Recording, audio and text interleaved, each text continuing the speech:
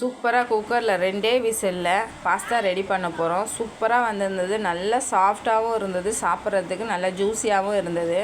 குக்கரில் அரை ஸ்பூன் சோம்பு போட்டுக்கோங்க, 2 பெரிய வெங்காயம், 4 பச்சை மிளகாய், கருவேப்பிலை சேர்த்து நல்லா வதக்கி எடுத்துகிட்டு 5 தக்காளியை சேர்த்துக்கோங்க. சேர்த்து கொஞ்சம் உப்பு சேர்த்து நல்லா வதக்கிட்டு 1 ஸ்பூன் இஞ்சி பூண்டு விழுது போட்டு வதக்கிக்கோங்க. அதுக்கப்புறம் 1 ஸ்பூன் வெறும் மிளகாய்த்தூள், 1 ஸ்பூன் சர்க்கரை, அரை ஸ்பூன் கரம் மசாலா, 1/4 ஸ்பூன் மஞ்சத்தூள் போட்டு நல்லா எண்ணெய் பிரிஞ்சு வர வரைக்கும் வதக்கி எடுத்துட்டு ஒரே ஒரு குடமிளகாவை சேர்த்துக்கோங்க.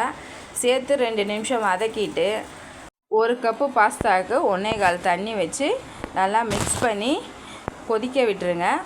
கொதித்து வந்தோடனே கொஞ்சமாக லெமன் சேர்த்துக்கோங்க, டேஸ்ட்டுக்கு நல்லாயிருக்கும். கொஞ்சமாக கொத்தமல்லி சேர்த்து குக்கரை மூடி 2 விசில் விட்டு எடுத்திங்கன்னா சூப்பராக ரெடி ஆகிடும். கண்டிப்பாக ட்ரை பண்ணுங்கள். ட்ரை பண்ணிவிட்டு கமெண்ட் பண்ணுங்கள்.